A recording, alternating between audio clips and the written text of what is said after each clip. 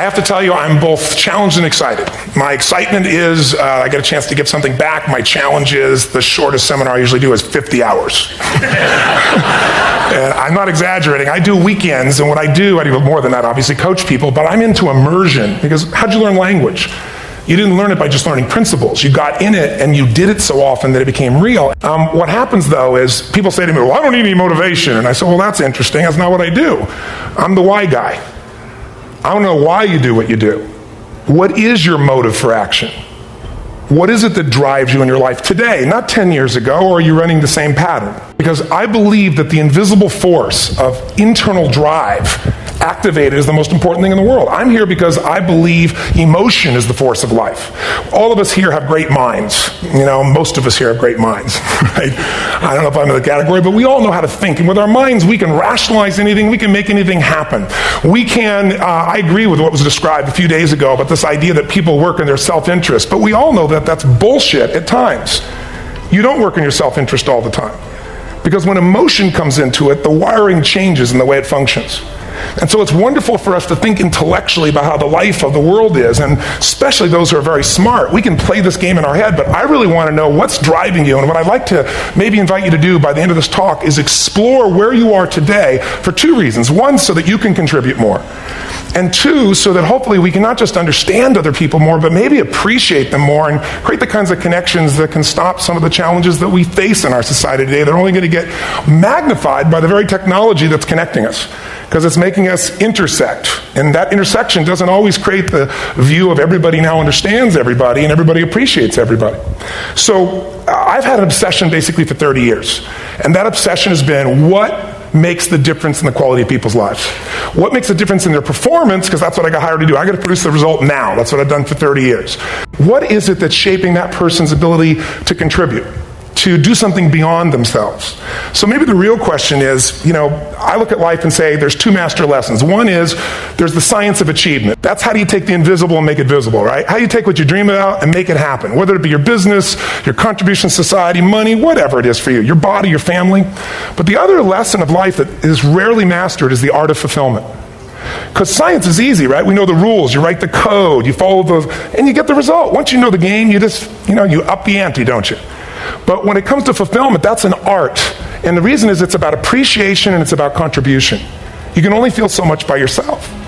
The defining factor is never resources, it's resourcefulness. And what I mean specifically, rather than just some phrase, is if you have emotion, human emotion, we can get ourselves to do anything. We can get through it. If you're creative enough, playful enough, fun enough, can you get through to anybody, yes or no? Yes. If you don't have the money, but you're creative and determined enough, you find the way. So this is the ultimate resource, but this is not the story that people tell us.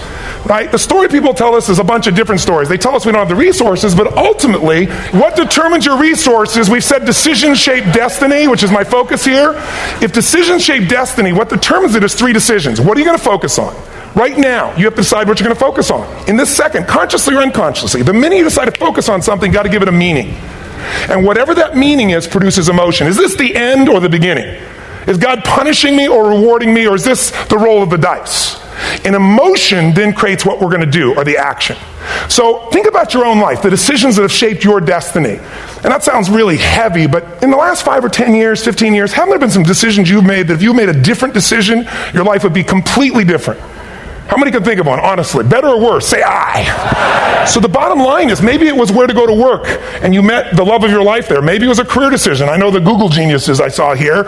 I understand that their decision was to sell their technology at first.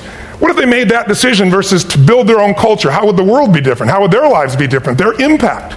So very quickly, 6 needs. Let me tell you what they are. First one, certainty. Now these are not goals or desires. These are universal. Everyone needs certainty that they can avoid pain and at least be comfortable. Now how do you get it? Control everybody, develop a skill, give up, smoke a cigarette.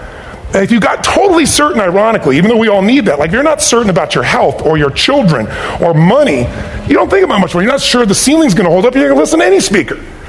But while we go for certainty differently, if we get total certainty, we get what? What do you feel if you're certain? You know what's going to happen, when it's going to happen, how it's going to happen. What would you feel? Bored out of your mind. So God, in her infinite wisdom, gave us a second human need, which is uncertainty. We need variety. We need surprise. How many of you here love surprises? Say aye. Bullshit. You like the surprises you want. The ones you don't want, you call problems, but you need them. So variety is important. Have you ever rented a video or a film that you've already seen? Who's done this? Get a fucking life. Right? Why are you doing it? You're certain it's good because you read it before, saw it before, but you're hoping it's been long enough you've forgotten enough there's variety. Third human need, critical, significance. We all need to feel important, special, unique. You can get it by making more money. You can do it by being more spiritual. You can do it by getting yourself in a situation where you put more tattoos and earrings in places humans don't want to know. Whatever it takes. The fastest way to do this, if you have no background, no culture, and no belief in resources or resourcefulness, is violence. If I put a gun to your head and I live in the hood, instantly I'm significant. 0 to 10, how high? 10. How certain am I you're going to respond to me? 10. How much uncertainty? Who knows what's going to happen next? Kind of exciting. Like climbing up into a cave and doing that stuff all the way down there. Total variety and uncertainty. And it's significant, isn't it? So you're willing to risk your life for it. So that's why violence has always been around and will be around unless we have a consciousness change as a species. Now, you can get significance a million ways, but to be significant, you got to be unique and different. Here's what we really need. Connection and love, fourth need. We all want it. Most people settle for connection because love's too scary. Don't want to get hurt. Who here has ever been hurt in an intimate relationship? Say aye. If you don't raise your hand, you'll have had other shit too. Come on. And you're going to get hurt again. Aren't you glad you came to this positive visit? But here's what's true. We need it. We can do it through intimacy, through friendship, through prayer, through walking in nature. If nothing else works for you, get a dog. Don't get a cat, get a dog. Because if you leave for 2 minutes, it's like you've been going for 6 months when you show back up again 5 minutes later, right? Now, these first 4 needs, every human finds a way to meet. Even if you lie to yourself, even if you have split personalities. But the last 2 needs, the first 4 needs are called the needs of the personality, is what I call it. The last 2 are the needs of the spirit. And this is where fulfillment comes. You won't get fulfillment from the first 4. You'll figure a way, smoke, drink, do whatever, meet the first 4. But the last 2, number 5, you must grow. We all know the answer here. If you don't grow, you what?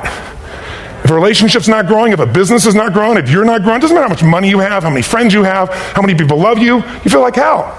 And the reason we grow, I believe, is so we have something to give of value. Because the 6th need is to contribute beyond ourselves.